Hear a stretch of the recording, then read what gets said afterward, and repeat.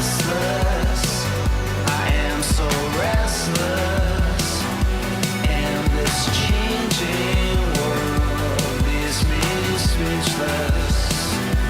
I am lost for words, but I kept my nerve. Welcome to the Fallen State TV. I'm Jesse Lee Peterson. Thank you so much for being with me, and happy Valentine's.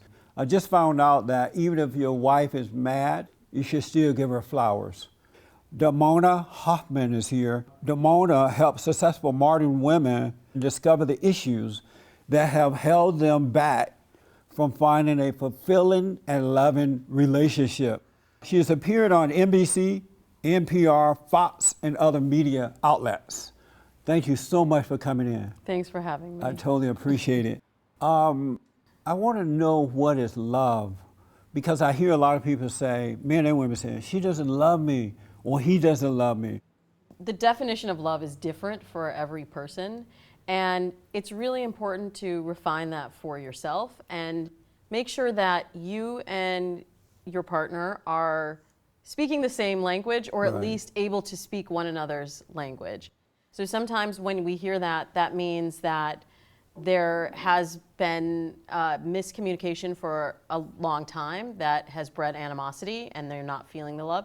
Or it could mean that they are communicating the love in a different way and that person is not able to hear it or understand it because it's not coming in the form that they want it to come in. When I was dating, I would meet a woman and I would feel love. But after a while, it will fade away. You know, once you get to know the person, God forbid if you had sex with them, is that love?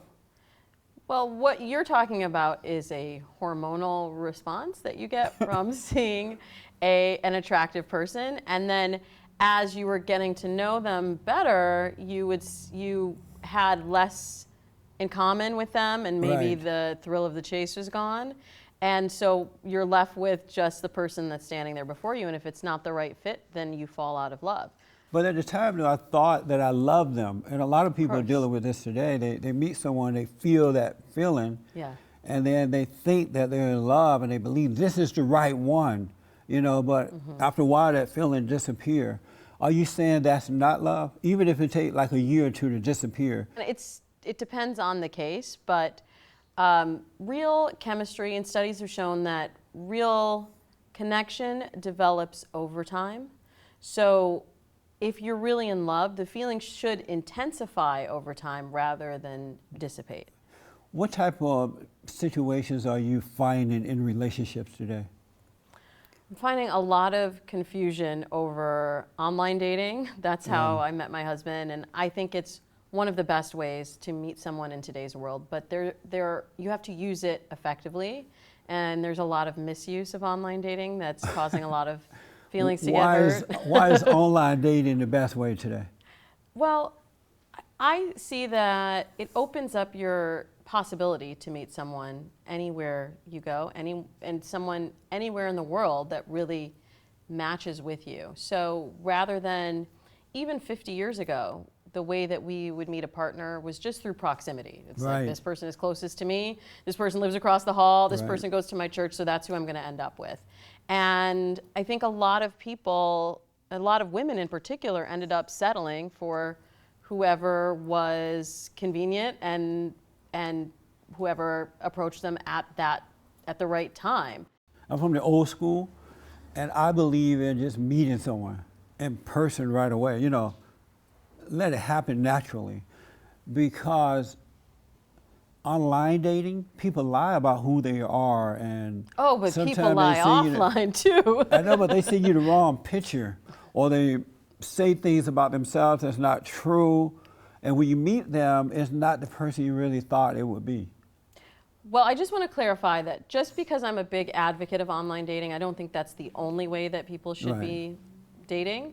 So in my programs, I encourage people to also use what I call your connector circle, and the people that you already know who might be able to connect you to the right kind of person. Not just Right. anybody, That's but right. just the right kind of person. But I just think online dating is the most powerful tool in your toolbox. But I had a lot of people that lied to me offline, and I look at online That's right. dating Yeah, they do. as in some ways safer because you at least have some information. The site collects some information about that person. And I'm just speaking from a woman's perspective. It's much scarier to go out and meet someone, you know, in a bar or in a random setting where you know nothing about that person. You have no accountability. And actually now with online dating, you can actually see that they have a certain number of Facebook connections to you. You can see that they're a real person. And there has been a move because of what you said, because of the false profiles and pictures. There has been a move lately to more authenticity with online dating. Right. And so many of the sites are integrating with Facebook and using your real name, your real age, as opposed to letting you make something up and create an identity for yourself. And so you met your husband online? Mm-hmm. What was that like? It was awesome. So like, it was a so long like time looking, ago. okay. First, I have to tell you that I was a online dating OG. We met 12 and a half years ago online. So it was a bit of a different process then, but since that time, since I was one of the lucky ones, right. people came to me saying, well, how did you do it? Right. And I started giving advice on how to present yourself online to attract the person that you're looking for. And so for the last 10 years, this is what I've been doing, even though we met way long ago. Did you meet other men? I mean, like online, did you meet other men before you finally met the right one? Of course, yeah. And I always say you have to date like it's your job. If you're very serious about finding a relationship, I see, it's crazy to me that the person that you marry is really the most important decision that you will ever make. Yep. That's going to affect your happiness, your finances, possibly your children. Everything is impacted by the person you decide to partner up with. And yet, that's the one decision that most people want to leave to chance. And they say, I just want that person to come across my path and I just want to meet them naturally. And they don't put any sort of a process around it. And yet, everything that gets results in your life usually has some sort of system that you're following. I want to know, what do men and women want? And the reason I ask, because I'm thinking of a good friend of mine. He is a macho man. And very successful, and he meet a lot of nice ladies. He would like to meet that one, you know. The problem is he's too honest with them. You know, he tell them the truth, and then they can't handle the truth. What's the truth? Is it something that he really has to share, or is it something that, like, sometimes I see people feel like, oh, I have to get this off my chest. I have to tell people I have to tell that person everything from from the first date. And if they don't like it and they run away, then that's their problem and they miss out. But I think that a lot of singles forget that most of your friends who love you for everything about you, the good, the bad, the ugly, have gotten to know you over time. But when it comes to romantic relationships, people expect for that partner to come to them as the full package, ready to hear everything, perfect on the first date. And I really look at it as a slower process of getting to know someone and revealing information when the time is right. It doesn't mean concealing information, but sometimes it's just too much too soon, and you have to leave them wanting more at the end of each date. Well, this particular friend that I'm thinking of, he doesn't operate like that. But let's say that she's nagging about something. You know, they're out on a date or a cafe or something, and she started complaining. And he would say, you know what, you're complaining too much. Why don't you calm down? And she'll get mad about that. And now there's trouble in the relationship. Yeah. Should he tell her to calm down, or should he just let her act out? Everyone wants to feel like they're being heard. So someone saying, just calm down, is not an acknowledgement that you understand their trouble. It would be better if he could say, I can see you're upset. Is there something I can do to help? But men don't think that way. I don't think to speak that way. They don't think that. That's why people need relationship coaches, because a lot of people don't think this way naturally, and you have to build solid relationships, you have to be cognizant of how your partner is feeling and make extra effort to make them feel that you're on their team. Who do you think can handle correction in a relationship best? The Oh, you're man going to or get me the in woman? trouble now. The man or the woman?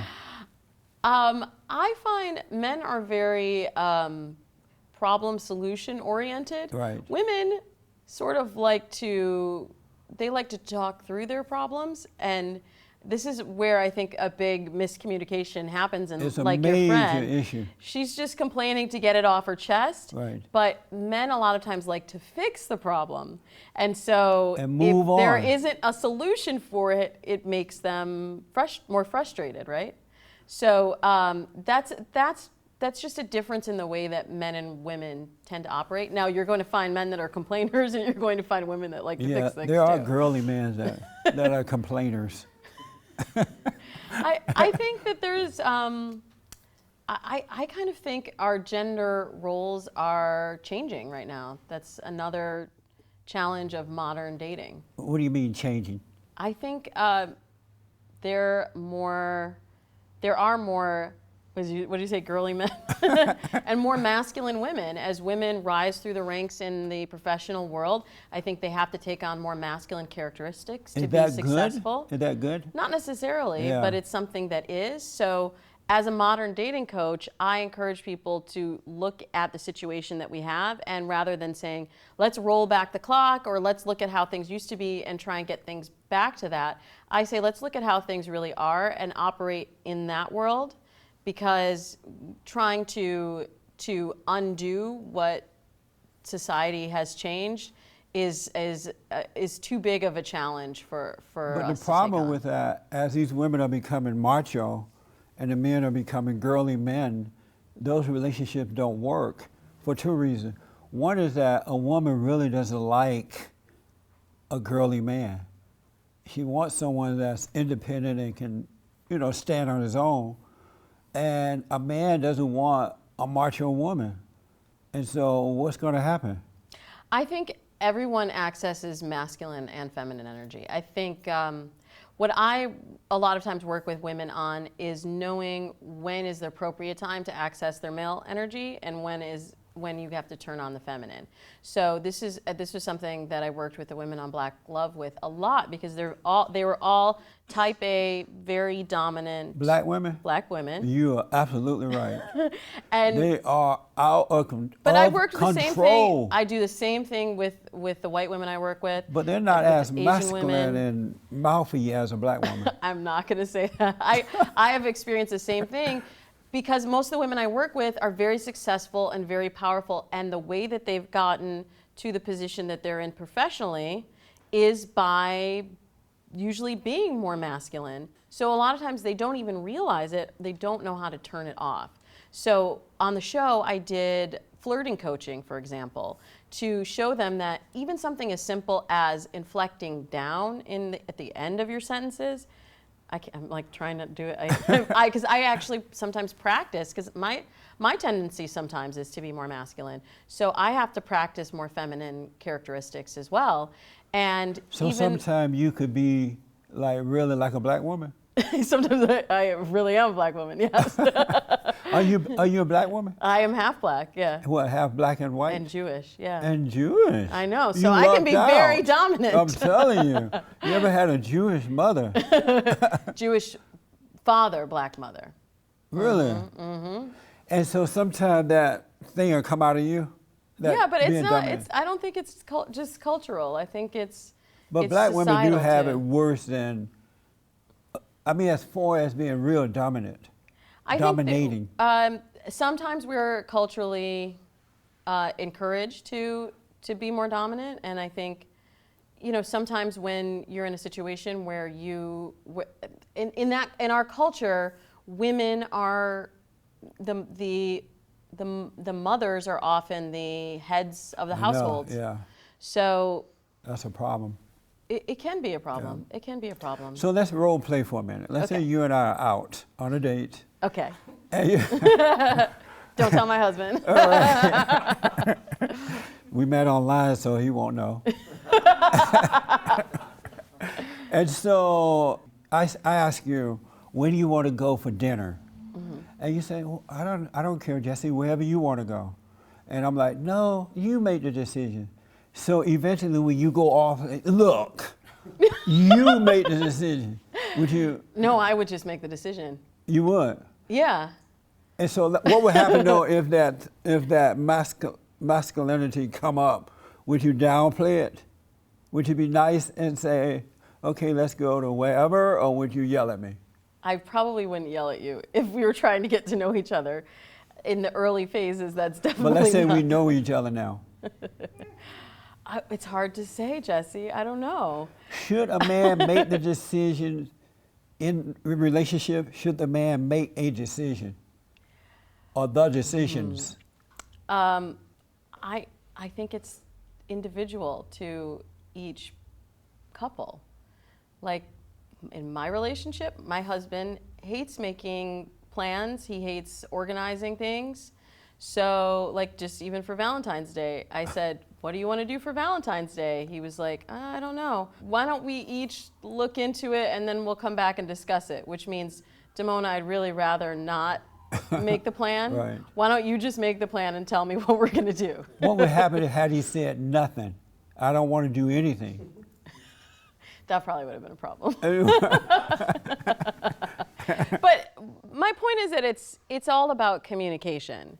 And so if he's saying to me that he's not wanting to choose the restaurant, then me forcing him into choosing the restaurant is only me going into a masculine position. Right. So it may be a more feminine position for me to choose the restaurant and make it easier for him, because what is one of the most feminine qualities? It's being accommodating. Yes.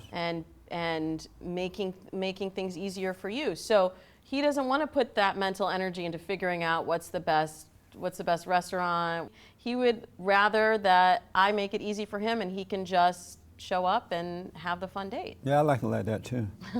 What do women want? You're asking very big questions. Because we don't know what they want.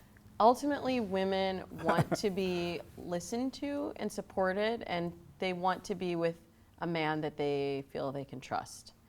And to earn a woman's trust, your actions need to match your words consistently. And so when I see people frustrated in relationships, a lot of time it begins with a breakdown in trust for some reason and a breakdown in communication. And what do men want? What do men want? I think men really want companionship, and they want to feel supported. And the challenges I hear from men is when they feel that their woman is not there for them, doesn't have their back, or undermines them because maybe they've had troubles with work, and then it's the not feeling like they're able to provide the security, and not feeling like a woman is giving them the emotional side of that security in the relationship. Would you agree with that? Yeah. Yeah. You work with men and women. I do. I mostly work with women, Oh, and my okay. show is all women, but I do work with some men too. So when people are calling in, they say, I'm upset because, or I went out on a date, it didn't work. I get a lot. So my major focus is in dating in the early phase of a relationship. Oh, so okay. most people call me when they've had a lot of dates that are just unsatisfying. Their dates don't show up.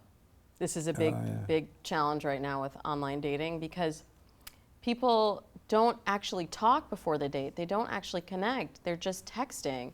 And I did a whole training called The Texting Trap, why your messages made your date disappear, because I was seeing so many dates not even show up, or they go out to one date and then they never hear from them again, because we're building a false sense of connection, and you say things over a text that you would never say to someone in real life, face to face, and then you think that you have a bond, and yet you get to the date and you realize, oh, that person seems different than I thought they were over a text, or that person doesn't really have any, doesn't feel invested to actually even show up on the date and be there for me. One thing I've noticed about texting is that when you text someone, sometimes you can read it and read the wrong message into it. The person can sound mean, or you can make them sound nice, and it's really not what the message is saying. I think that's why it is important to have a conversation with words and not just texting. Yeah, I say in the texting trap, I say, texting is for information and not conversation. And if you follow that rule of thumb, that'll get you out of a lot of texting mishaps. I have texted female friends of mine before, and they're like, what do you mean by that? They text me this stuff back. What do you mean by that? I didn't mean anything about it. It was a text I sent out, right? And I noticed that they get mad, and it wasn't intended for them to get mad. Texting is a one-way communication, really. It's not a conversation. You send the message, and then she receives it and reads it, and then rereads it, and then reads it with her friends, and then asks somebody else what they think it means, and then she writes a response, and then she erases it. And it's like all of that is going on in her head before she even responds to you. And if that same conversation happened on the phone, you'd be able to say, first of all, she'd probably know what you meant based on your inflection and your tone of voice. But if she didn't, you could say, oh, I'm sorry, that's not what I meant, and you could have a dialogue about it. I want to ask you something really fast about emotions again. Women, I hear a lot of women say, well, he doesn't meet my emotional needs. He doesn't understand how I feel. He does, but a man doesn't want to understand that. It's a headache. You know what I'm saying? Shouldn't a man help his girlfriend or wife overcome those emotions rather than trying to meet the needs of those emotions? Because you can never satisfy an emotional person. It's not a man's job to fix all your problems. But as I said earlier, it all comes down to listening and communication. How long should he listen? You know, because they go on and on, right? The more you listen, the more they have to say. It's like a fire truck going by. Yeah, I understand. And it starts to hurt your ear. Well, I think you have to listen long enough to make her feel like she's been heard. But you don't have to fix the problem. You just understand she has a problem. Right, but let's say you don't understand the problem. But you don't have to understand the problem. I mean, even if you have to understand she has a problem. How about if you don't care that she has a problem? Well, do that's you still the problem. say, well, you know? So do you let it go on, and then finally you say, you know what? I understand you have a problem. Basically, yes. Oh, okay. Yes. But what does the man want after that? He like ultimately the man wants companionship, and you want her to like not be so upset that she's not going to like put out the next night. So you have to make her feel like she's supported and listened to, and then you can get what you want. That sounds so awful to me. That hurt my stomach to hear I got to do all that work.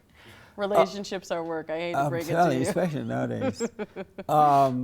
Does online dating work? Of course it works. It does work. I'm living proof. And so if we go to your site, would we find people who say, you know what, thank you so much for hooking, helping me. Yes, I've been doing this for 10 years. I met this man or this woman, it's working. It's working. I have babies and marriages to my credit, so that's enough for me to say that it's working. Oh, good. Do you encourage interracial dating and marriages as well? I would have to. Oh, really? Otherwise, I feel a contradiction. Okay. You said two things that is very interesting to me.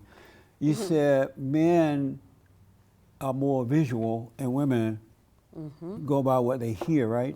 That explains it then. Because in all honesty, when a man meets a beautiful woman, the only thing he's thinking about is sex. And you can't even hear what she's saying. That's right. And so he's gonna lie to her and say whatever she needs to hear so that he could get in bed, and once he got in bed, he's done. And so she's believing all the lies and that he's telling her. I don't think that all guys lie just to have. Find one that don't. Mine didn't. You think? But I think. But I'm saying I overall, do- there are always exceptions to the rule, of course. Of course. But most men. But they if- are all. That is the That's the ultimate goal. number one yes. thing. Yes. He doesn't necessarily lie, but he says what she wants. He knows that gonna make her feel good. So should women go by what they hear? I think you only have what you hear to go But they're on. being deceived.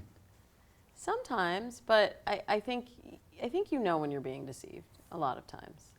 Not always. So they but know, they just go along with it? The problem is, a lot of times women will hear the red flag, but they think, oh, I'm going to change them, or, well, Oh, that's how yeah. he was with her, That's but right. not with me. Or they'll see how he treats the waitress, and maybe he doesn't talk to her respectfully. That's the sign that that guy is not going to be respectful to you down the road, but they want to hear something else, so they tell themselves a different story. Why do they feel that they're going to change you? I wish I had a good answer for that. Okay. But I think, women are sold the fairy tale from a very young age. And we think that we deserve it to be perfect. And if we can only find the right guy, everything's going to fall into our lap and be perfect. And so there's a vested interest in each person you meet being the right one. What is black love? Black Love was this show that I hosted and was the dating expert of, was created to give these 5 black women a chance to love themselves first so that they could attract the love they're looking for. I like the idea. I like what you're doing. So people can watch the show still on FYI.tv and also on iTunes. And then I give love advice every week on my radio show, and that's called Dates and Mates with Damona Hoffman. Did you enjoy this? I loved it. Really? Yeah, this is great. Good. It was fun. Yeah. Thank you so much for coming. Thank you. All right.